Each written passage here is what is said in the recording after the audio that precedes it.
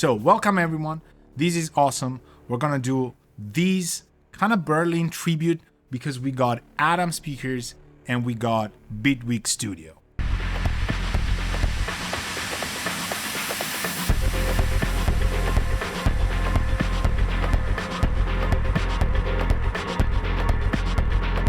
Today we're going to mix a song by Mike Reynolds, who's here, and it's called Things Change, but we're gonna do it with a twist. So I'm going to take his song, which is like an house, I think it's a house music kind of style thing, into, I don't know, a broken sound card, from the 90s. Like, when something broke and you were like, Dad, I think the computer broke.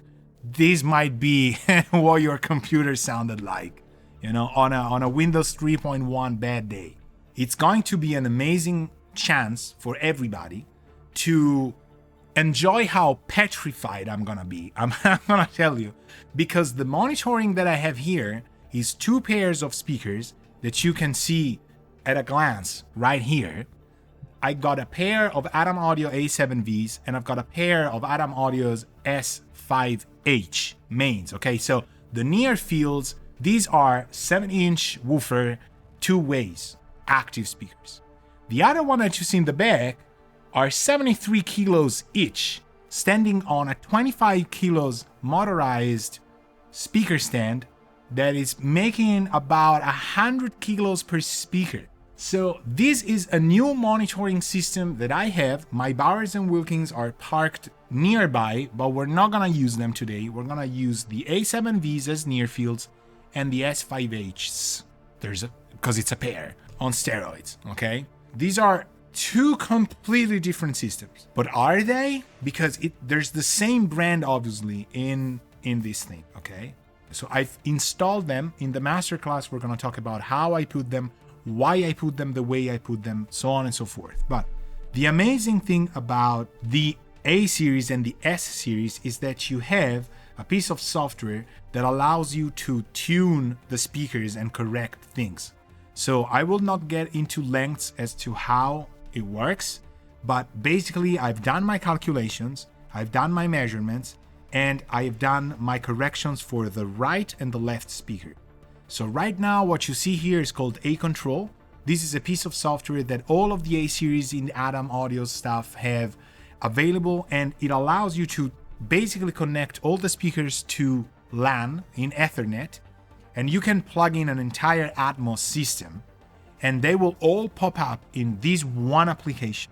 Okay, so with Atom Audio we are at a complete different approach to something that is 100% analog, because these speakers have a DSP in it. So now we're kind of breaking the vow of analog. We're into analog when I get out of my Lavery converters, beautiful converters, and I go to the speakers, and the speakers go digital again, and then they go analog again.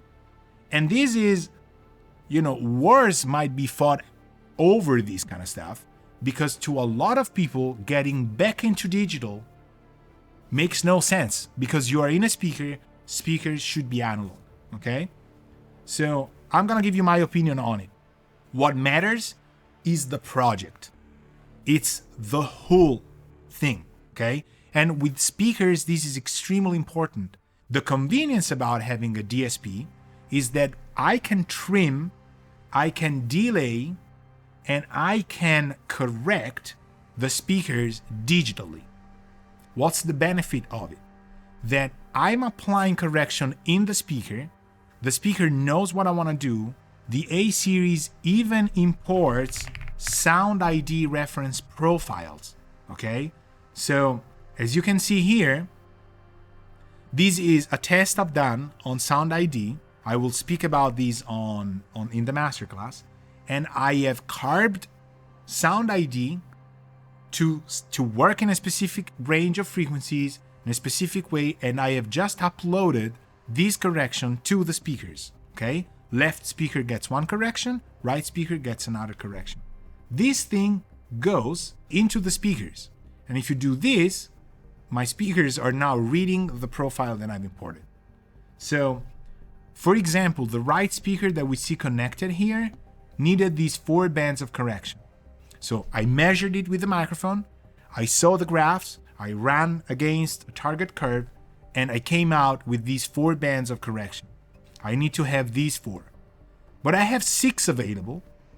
The left speaker has completely different values. But then I dialed in 2 settings that I wanted for my own. And this is what is called voicing the speaker. This is not correcting the speaker. This is voicing the speaker. I am done with making them sound kind of flatter. And you see I'm not doing much at higher frequencies. I kind of reach 500 Hertz, then it's done. There might be things I should correct on the high frequencies.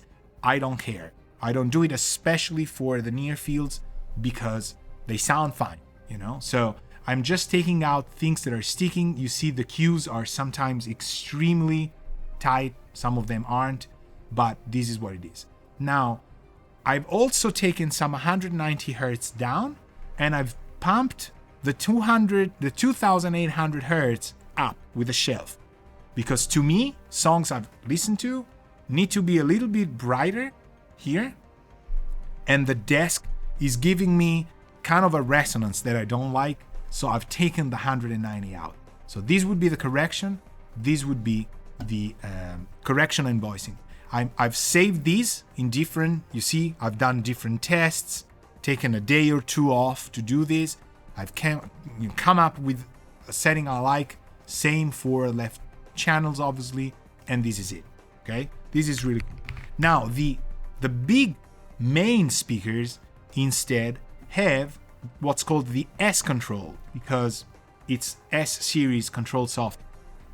And this is a little bit different in the sense that it does not utilize SonarWorks Sound ID. You cannot import Sound ID stuff, but you have 2 settings that are pure and UNR. Pure is flat, UNR is a little bit more exciting. And then you have 3 users that you can save and recall in here, okay?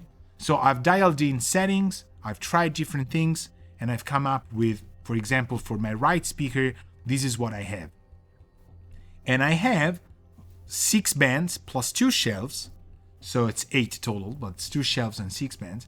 And I've dialed in also some push in the 56 Hertz and some push at 280, actually, Why? Because I kind of felt that the speakers sounded more complete to me that way. That's about it. The left speaker has completely different things, but the S series doesn't go in Ethernet ways. It goes in USB control. So you gotta plug your speakers, to a USB hub or to your computer, and then you will get access to the 2 speakers, one at a time, and then you'll dial in the speaker frequencies and stuff. This is what we're gonna use. I've already corrected them. So to me, they sound fine in here, the way they should sound, and they're giving me all we want. This concludes the preface on monitors, and now I'm gonna mix this thing with this new system. The good thing about it is that you are listening to me via the same system you've always had. So when I make a change of speaker set and I go to the mains, for example, and I say, there's a little bit too much 300 on this kick drum, and I take it out, you're still gonna listen to through the same monitoring setup at your studio, your home, and you're gonna say like, okay, well, yes, it's better than it was, or no, he completely misheard what he's doing. It sounded better before. Or you might even say, I don't hear any difference, I am not going to switch constantly between 2 monitors, okay? And I am also going to give you advices because as I go, I'm going to try and tell you tricks about learning your monitors and kind of survive that first mix. Does it make sense? Because you can listen to all the music you love and you've been listening to for years. Sooner or later, you're gonna make a mix that people have to kind of officialize. And you're gonna be terrified because at that moment, it doesn't matter if you've listened to the entire discography of things you love. It's completely overwhelming because it's for real, right? I have 2 pairs of speakers.